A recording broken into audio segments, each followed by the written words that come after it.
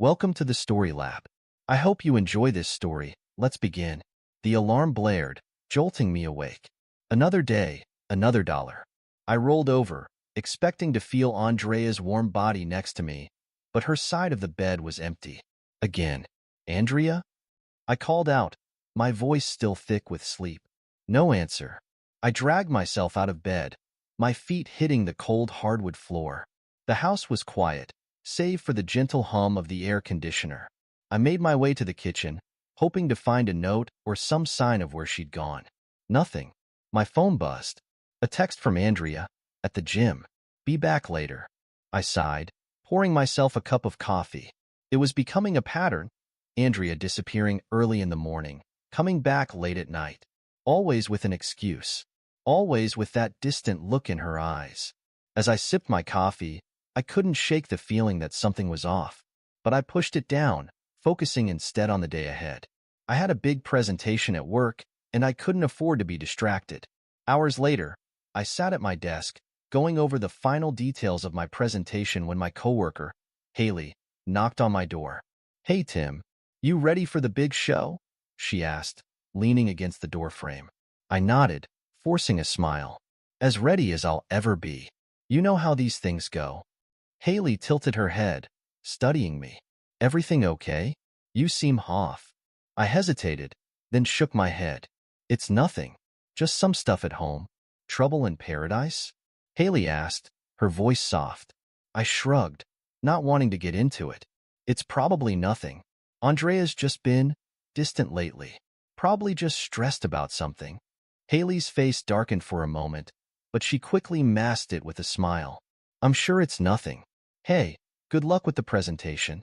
You'll knock him dead. As she left, I couldn't shake the feeling that there was something she wasn't telling me, but I had no time to dwell on it. The presentation was in 10 minutes, and I needed to focus. The rest of the day flew by in a blur of meetings and paperwork. By the time I got home, it was well past 8. To my surprise, Andrea's car was in the driveway. I found her in the kitchen, chopping vegetables with an intensity that seemed out of place for the task. Hey, I said, dropping my briefcase on the counter. You're home early. Andrea jumped, the knife clattering to the cutting board. Jesus, Tim, you scared me. Sorry, I muttered, watching as she retrieved the knife with shaking hands. Everything okay? She nodded, not meeting my eyes. Yeah, of course. Why wouldn't it be? I shrugged, grabbing a beer from the fridge. No reason. Just haven't seen much of you lately. Andrea's shoulders tensed. I've been busy. You know how it is. Right? I said, taking a long swig of my beer. The gym, errands, the usual. She shot me a look, her eyes narrowing. What's that supposed to mean? I held up my hands in surrender. Nothing. Just making conversation. We ate dinner in silence, the tension thick enough to cut with a knife. As I was about to head upstairs for a shower, Andrea cleared her throat. Tim, she said, her voice unusually soft. I need to tell you something. I turned, my heart racing. This was it. Whatever had been going on, whatever secret she'd been keeping, it was all about to come out. I'm pregnant. The words hit me like a freight train. Pregnant. We were having a baby. I should have been overjoyed, ecstatic even, but all I felt was a cold, creeping dread. That's great news. I managed to choke out, forcing a smile. Andrea's face lit up, and for a moment, she looked like the woman I'd fallen in love with years ago. Really? You're happy? I nodded, pulling her into a hug to hide the doubt in my eyes. Of course. We're going to be parents. As I held her, my mind raced. The timing, her recent behavior, the secrecy. It all pointed to something I didn't want to consider. But the seed of suspicion had been planted, and I knew it would only grow. That night, as Andrea slept peacefully beside me, I stared at the ceiling, unable to shake the feeling that our perfect life was about to come crashing down around us. The weeks following Andrea's pregnancy announcement were a blur of doctor's appointments, nursery planning, and forced smiles. I threw myself into work, desperate for a distraction from the gnawing suspicion that ate away at me day and night. It was during one of these late nights at the office that Haley cornered me, her face etched with concern. Tim, we need to talk, she said, closing my office door behind her. I looked up from my computer, raising an eyebrow. What's up? Haley hesitated, fidgeting with the hem of her blazer. It's about what you said before. About Andrea being distant. My stomach dropped. What about it? She took a deep breath, as if steeling herself for what she was about to say. I've been there, Tim. My ex-husband. He cheated on me. And the signs? They're all there with Andrea. I felt the blood drain from my face. You don't know what you're talking about. Don't I? Haley challenged, her voice soft but firm. The secretive behavior, the constant errands, the emotional distance? Tim, I'm telling you this as a friend. Something's not right. I stood up abruptly, my chair scraping against the floor. Thanks for your concern, Haley, but my marriage is none of your business. She held up her hands in surrender. Okay. I thought you should know. Be careful, Tim. As she left, her words echoed in my head, amplifying the doubts I'd been trying so hard to ignore. That night, I couldn't take it anymore. I confronted Andrea as soon as I got home. We need to talk, I said, my voice harder than I intended. Andrea looked up from her phone, her expression guarded. About what? About us. About this. I gestured vaguely between us. What's going on, Andrea? She frowned, setting her phone aside. I don't know what you're talking about. Don't you? I snapped, my frustration boiling over. The secrets, the late nights, the constant errands. Do you think I'm stupid? Andrea's eyes flashed with anger. Are you accusing me of something? Should I be? I countered, watching her reaction closely. She stood up, her hands clenched at her sides. I can't believe this. I'm pregnant with your child, and you're accusing me of, what? Cheating? I flinched at the word, but pressed on. Are you? How dare you? Andrea shouted, tears welling in her eyes. After everything we've been through, you don't trust me? Suddenly feeling exhausted. I want to, Andrea. God, I want to. But you've got to give me something here. She shook her head, wiping angrily at her tears. I don't have to give you anything. If you don't trust me, that's your problem, not mine. With that, she stormed out of the room, leaving me alone with my doubts and fears. The months passed in a haze of tension and forced normalcy. Andrea's belly grew, and with it, my suspicion. I tried to push it down, to focus on the excitement of becoming a father, but the nagging doubt remained. When our son was born, a beautiful, healthy baby boy, I felt a surge of love I'd never experienced before. But as I held him in my arms, studying his tiny features, a cold realization washed over me. He didn't look like me, not even a little. In that moment, I knew what I had to do. The DNA test results arrived on a Tuesday, a plain white envelope that held the power to shatter my world. With trembling hands, I opened it, my eyes scanning the clinical language until I found the words that confirmed my worst fears. The alleged father is excluded as the biological father of the tested child. I felt numb, disconnected from my body as I confronted Andrea with the evidence. What is this? I asked, my voice eerily calm as I handed her the results. Andrea's face paled as she read the paper, her hands shaking. This can't be right, can't it? I asked, watching her closely. She looked up at me, her eyes wild with panic. You must have tampered with this. There's no way. I would never. Stop lying. I roared, my composure finally cracking. It's over, Andrea. The truth is out. Tears streamed down her face, but I felt no sympathy, only a cold, hard anger. Tim, please. You have to believe me. I love you. I would never do this to you. I laughed, a harsh, bitter sound. Love me? You've been lying to me for months. Years, maybe. How long has it been going on, Andrea? How long have you been making a fool of me? She reached for me, but I stepped back, out of her reach. Tim, you're not thinking clearly. This test, it must be wrong. We can get another one done. Please, don't throw away our marriage over this. I shook my head, a strange calm settling over me. Our marriage was over the moment you decided to betray me. I'm done. Andrea, I'm going to sue you for paternity fraud, and I'm going to make sure everyone knows what you did. Andrea's face contorted with rage. You'll regret this, Timothy. I swear to God, you'll regret this. As I walked out of the room, leaving her sobbing on the floor, I felt a grim satisfaction. The truth was out, and now it was time for justice. The law office of Linda Harris was a testament to success, all sleek lines and modern art. I sat across from Linda, my hands clasped tightly in my lap as I laid out my case. So, let me get this straight, Linda said, her piercing blue eyes studying me over the rim of her glasses. You want to sue your wife for paternity fraud? I nodded, my jaw clenched. That's right. I have the DNA test results right here. Linda took the paper, scanning it quickly before setting it aside. Mr. Williamson, I won't sugarcoat this. Cases like these are emotionally and financially draining. Is this the route you want to take? I've never been more sure of anything in my life, I replied, my voice steady. She leaned back in her chair, regarding me thoughtfully. All right, if you're certain, we can proceed. But I want you to be prepared for what's coming. This won't be easy. I met her gaze, unflinching. I don't care. I want justice. Linda nodded, a small smile tugging at the corners of her mouth. Then let's get started.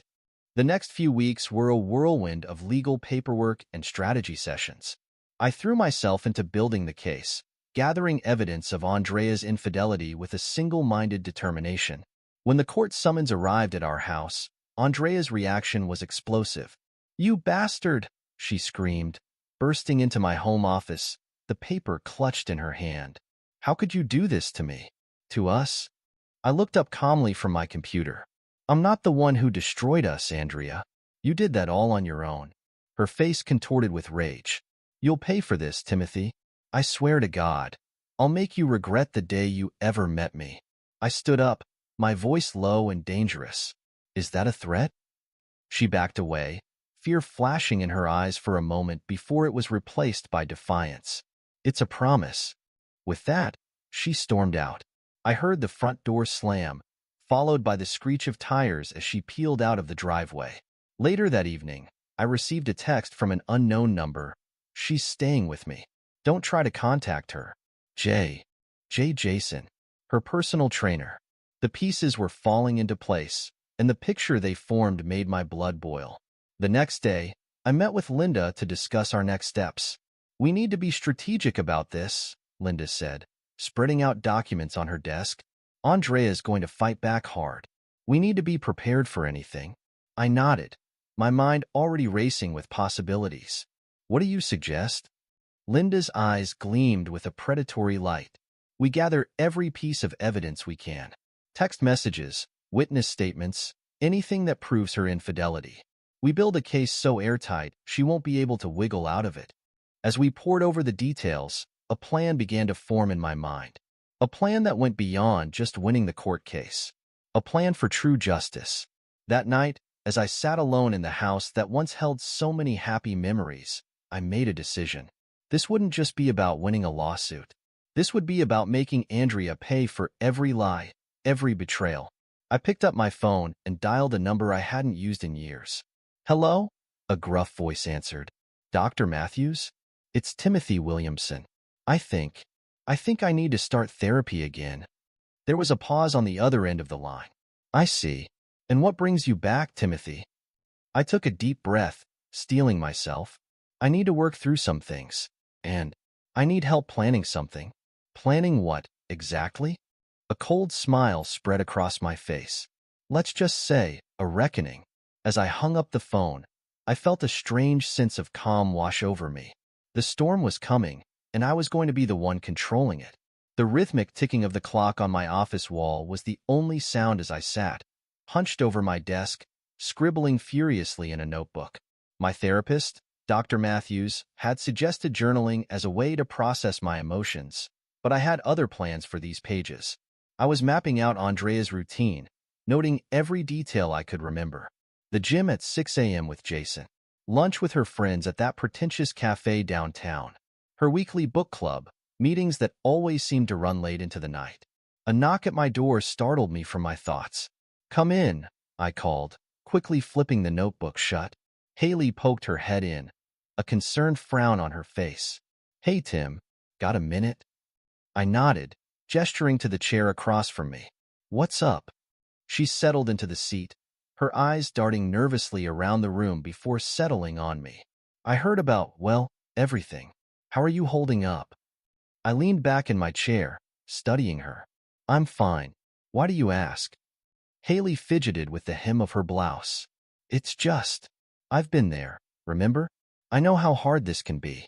If you need someone to talk to, or anything else." The implication in her words was clear.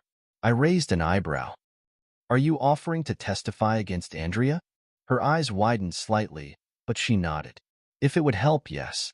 I've seen how she acts around the office during company events. The way she flirts with, well, everyone." A slow smile spread across my face. "Haley, I think you might be exactly what I need." Over the next hour, we hashed out a plan. Haley would reach out to some of our other coworkers, subtly gathering information about Andrea's behavior at company functions. Meanwhile, I had my own mission to carry out. That evening, I met with Linda at a small, out-of-the-way bar. The kind of place where people minded their own business. "You're sure about this?" Linda asked, her voice low as she slid a small device across the table to me. I picked up the voice recorder, turning it over in my hands. "Absolutely. We need hard evidence, right?" Linda nodded, though her expression remained troubled. "Just be careful, Timothy. If you're caught—" "I won't be," I cut her off, pocketing the device. "Trust me, I know what I'm doing." As I left the bar, my phone buzzed with a text from an unknown number. "Meet me at the park. 30 minutes. Jay." My heart raced as I drove to the designated meeting spot. I found Jason waiting on a bench, his muscular frame tense as he watched me approach. "What do you want?" I asked, keeping my distance. Jason stood, towering over me. "To warn you. Back off, man. You have no idea what you're getting into." I laughed, the sound harsh in the quiet night. "Is that a threat, Jason?" "Because I don't respond well to threats." He took a step closer, his voice dropping to a menacing growl. "It's not a threat. It's a promise. You push this, and you'll regret it." I met his gaze, unflinching. "No, Jason. You and Andrea are the ones who are going to regret this. Every single day." As I walked away, I could feel his eyes boring into my back, but I didn't care. The trap was set, and soon, very soon, it would snap shut. The house was silent as I crept through the darkness, my heart pounding in my chest. Andrea was out, probably with Jason, giving me the perfect opportunity to set my plan in motion. I made my way to her closet, carefully rearranging her clothes, moving her favorite dress just slightly out of place. In her jewelry box, I switched the positions of her earrings. Small changes, barely noticeable, but enough to plant the seeds of doubt in her mind. As I worked, I couldn't help but think back to happier times. The day I proposed, right here in this very room. The way her eyes lit up when she said yes. How quickly it had all fallen apart. A noise from downstairs jolted me back to reality. Footsteps. Andrea was home early. I froze, listening intently as the footsteps grew closer. The bedroom door creaked open. "Tim," Andrea's voice called out, uncertain. "Are you here?" I stepped out of the closet, forcing a neutral expression onto my face. "Just grabbing some of my things." Andrea jumped, her hand flying to her chest. "Jesus, you scared me. What are you doing here?" I held up a duffel bag I'd hastily filled with random clothes. "Like I said, getting my stuff. Don't worry, I'll be out of your hair soon." Her eyes narrowed, scanning the room as if searching for signs of tampering. "You shouldn't be here. The lawyers said." "I know what the lawyers said." I cut her off, brushing past her towards the door. "I'm leaving now. Enjoy your evening with Jason." I caught a glimpse of her shocked face as I headed down the stairs, satisfaction coursing through me. The game had begun. Over the next few weeks, I continued my campaign of subtle psychological warfare.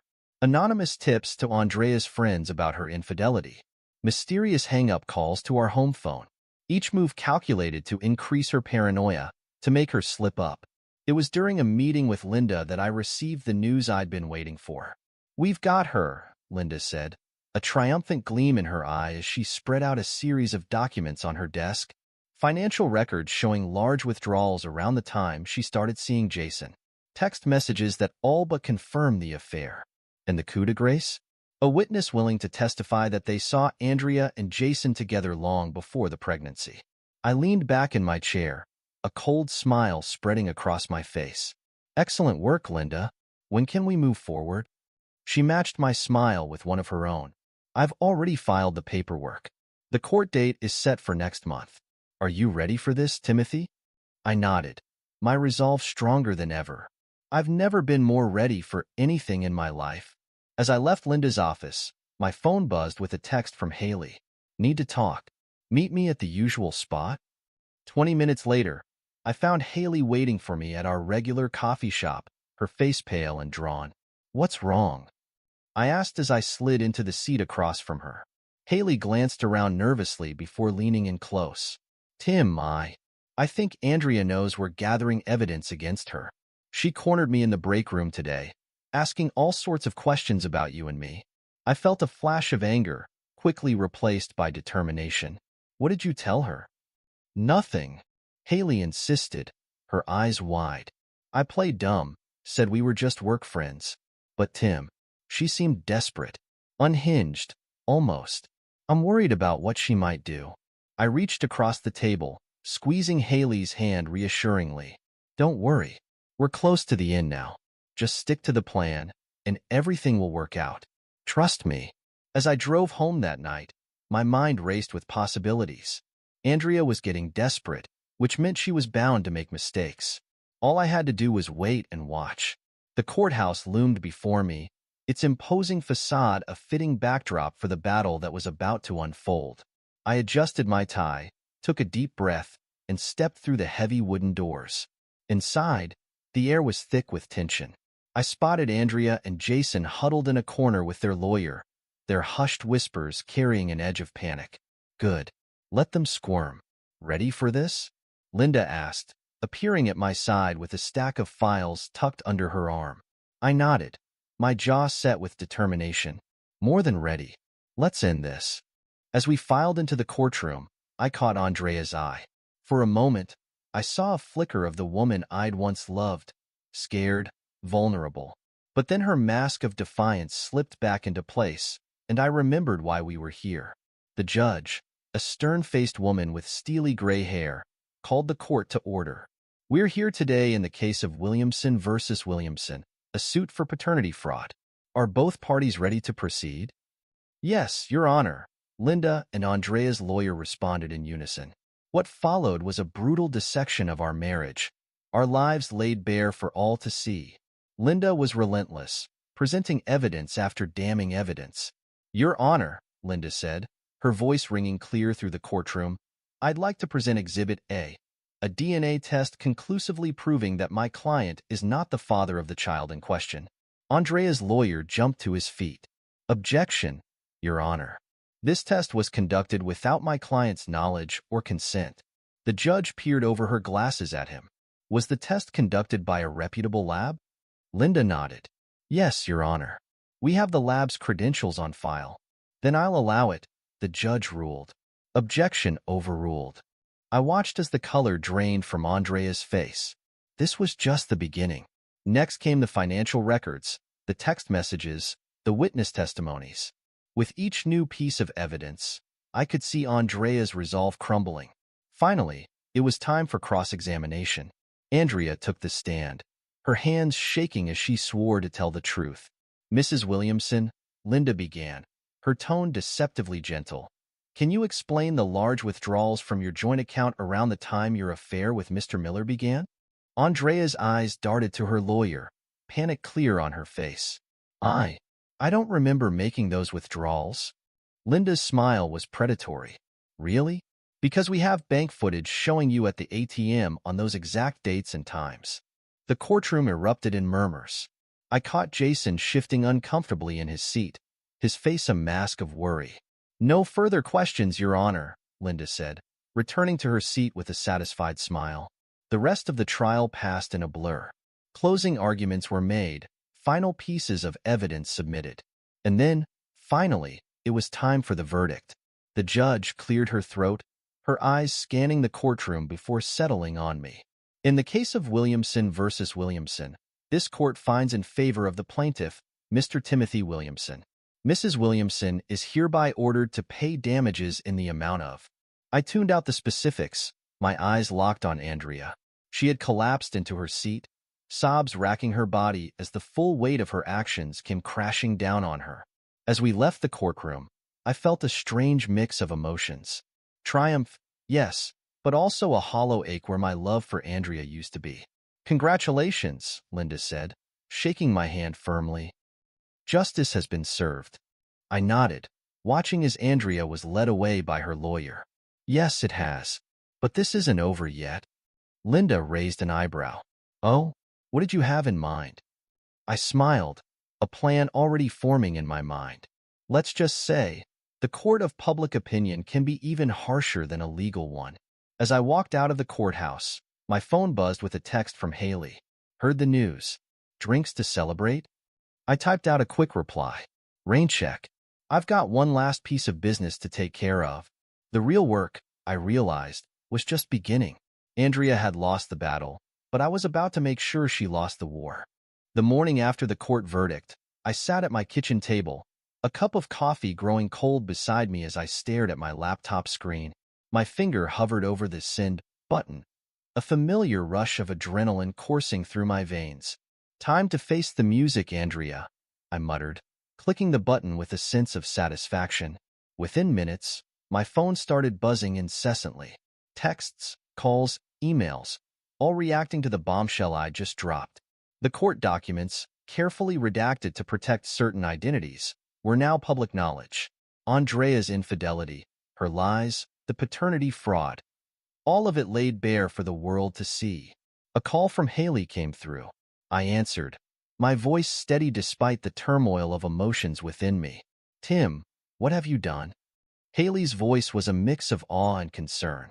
What needed to be done? I replied, my tone leaving no room for argument. How's the office reacting? Haley let out a low whistle. It's chaos. Everyone's talking about it. Andrea's reputation is in tatters. Good, I said, a cold smile spreading across my face. That's exactly what I wanted. Tim, Haley hesitated, her voice dropping to a whisper. There's no coming back from it. I laughed, the sound harsh even to my own ears. Coming back? Haley, I don't want to come back.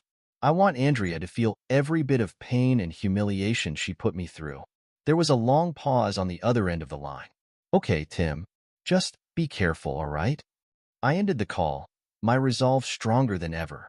This was just the beginning. Over the next few days, I watched from afar as Andrea's life crumbled around her.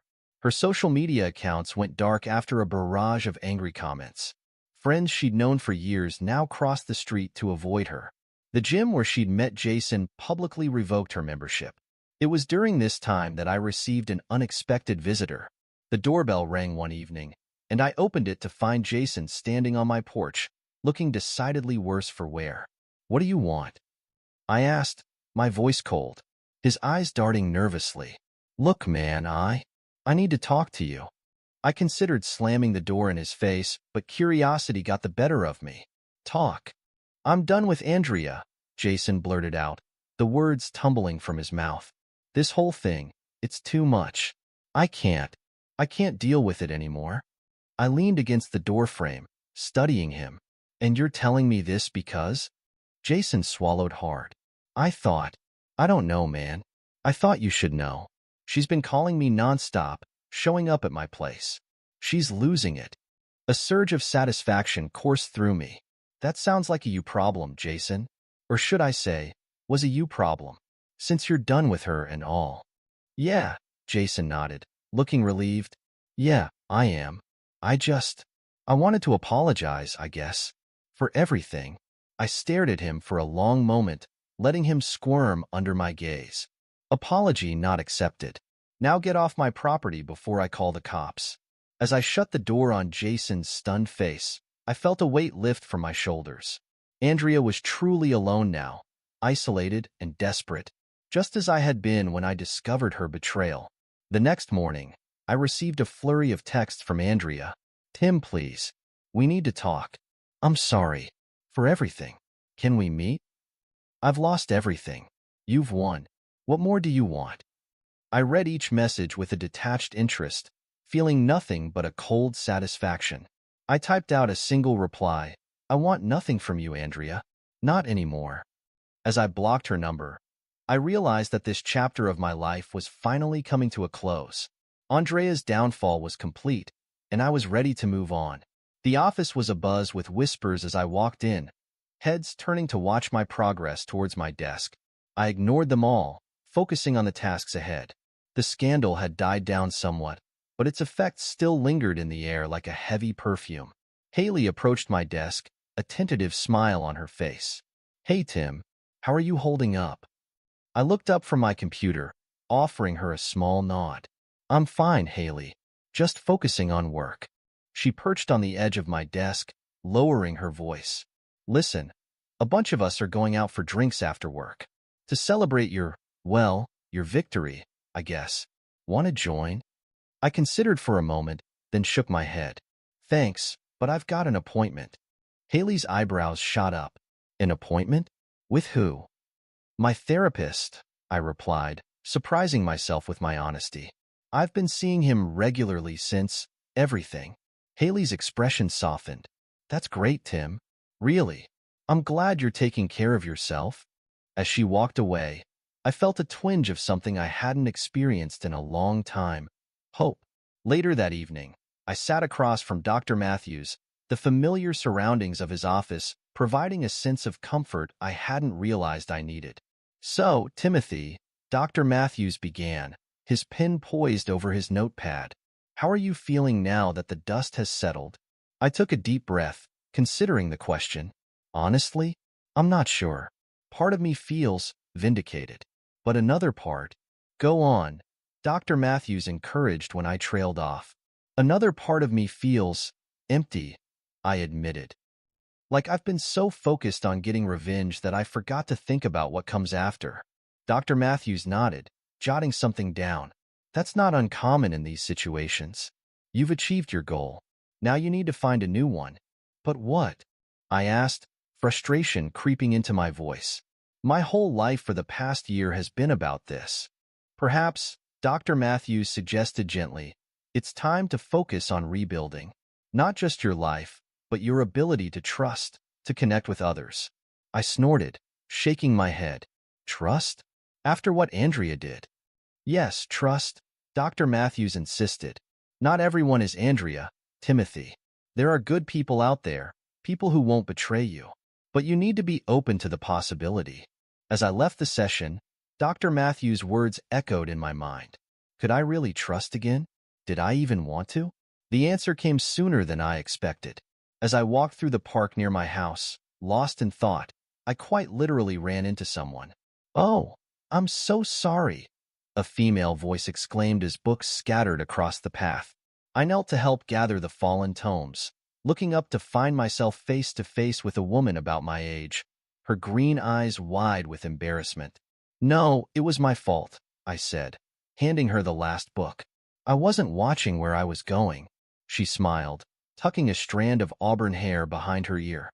"Well, let's call it a draw then. I'm Rachel, by the way. Rachel Bennett."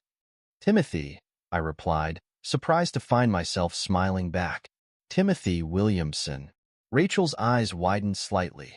"Timothy Williamson? The one from the news?" I felt my smile falter, preparing for the usual barrage of questions or judgment. But Rachel surprised me. "I'm so sorry for what you went through," she said softly. "That must have been incredibly difficult." Something in her tone, the genuine empathy in her eyes, made me pause. "It was," I admitted. "But I'm working through it." Rachel nodded, her smile returning. "That's good to hear. Say, I was just heading to grab a coffee. Would you like to join me? Unless you're busy, of course." I hesitated for a moment, Dr. Matthews' words about trust ringing in my ears. Then, to my own surprise, I nodded. "You know what? I'd like that." As we walked towards the nearby cafe, chatting easily about books and the unseasonably warm weather, I felt something I hadn't experienced in a long time, a sense of possibility. Maybe, just maybe, this could be the start of something new. Months passed, and life settled into a new rhythm. Work became more than just a distraction. I threw myself into new projects with renewed vigor, earning a promotion that took me by surprise. "Congratulations, Tim," Haley exclaimed, popping her head into my new office. "Senior manager, huh? Looks good on you." I smiled, still getting used to the larger space. "Thanks, Haley. It feels right, somehow." She leaned against the doorframe, a knowing look in her eye. "And how's things with Rachel? Still going strong?" The mention of Rachel's name brought an involuntary smile to my face. "Yeah, we're good. Really good, actually." "I'm happy for you, Tim," Haley said sincerely. "After everything you've been through, you deserve this." As Haley left, I found myself reflecting on the journey that had led me here. The pain, the anger, the thirst for revenge. It all seemed so distant now. That evening, as Rachel and I strolled through the park where we'd first met, I felt a sense of peace I'd thought was lost forever. "Penny for your thoughts?" Rachel asked, squeezing my hand gently. I looked at her, taking in her warm smile and kind eyes. "I was just thinking about how far I've come, how different things are now." Rachel nodded, her expression understanding. "You've been through so much, Tim, but you've come out stronger for it." We stopped at a bench, sitting down to watch the sunset. "You know," I said slowly, "I never thought I'd be able to trust anyone again after what happened with Andrea. But with you, it's different." Rachel turned to face me, her eyes serious. "Tim, I want you to know that I would never, ever do anything to hurt you like that. You can trust me." I believed her. For the first time in what felt like forever, I truly believed someone when they said those words. As we sat there, talking about our hopes and dreams for the future, I felt the last vestiges of bitterness and anger slip away. I was ready to move forward, to embrace this new chapter of my life. The next day, I received an unexpected email. It was from Andrea. My finger hovered over the delete button, but curiosity got the better of me. I opened it, bracing myself for whatever lay inside. "Tim, I know you probably don't want to hear from me, and I don't blame you. What I did was unforgivable. I've lost everything, my friends, my job, my dignity. But worst of all, I lost you. I'm not writing to ask for forgiveness. I know I don't deserve that. I just wanted you to know that I understand now, the pain I caused you. I'm truly, deeply sorry. I'm leaving town, starting over somewhere new. I hope you find happiness, Tim. You deserve it. Andrea." I read the email twice, searching for any hint of manipulation or deceit. But for once, Andrea seemed genuinely remorseful. After a moment's hesitation, I typed out a brief reply. "Andrea, thank you for your apology. I hope you find peace in your new life. Tim." As I hit send, I felt the last piece of my old life fall away. It was time to focus on the future. That evening, as Rachel and I prepared dinner in my kitchen, I found myself opening up about the email. "How do you feel about it?" Rachel asked, her tone free of judgment. I considered the question as I chopped vegetables. "Honestly, I feel free, like the last bit of weight has been lifted off my shoulders." Rachel smiled, leaning in to kiss my cheek. "I'm proud of you, Tim. It takes strength to move on like that." As we sat down to eat, our conversation drifting to lighter topics, I realized something profound. The man I was now, stronger, wiser, more compassionate, was shaped by the trials I'd endured. The betrayal, the pain, the quest for justice. It had all led me here, to this moment of contentment. I looked at Rachel, laughing at something I'd said, and felt a surge of gratitude. For her, for this second chance at happiness, for the journey that had brought me to this point. The future stretched out before me, full of possibility. And for the first time in a long time, I was excited to see where it would lead. This is where our story comes to an end. Share your thoughts in the comments section. Thanks for your precious time.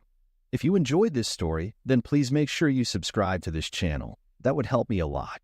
Click on the video you see on the screen, and I will see you there.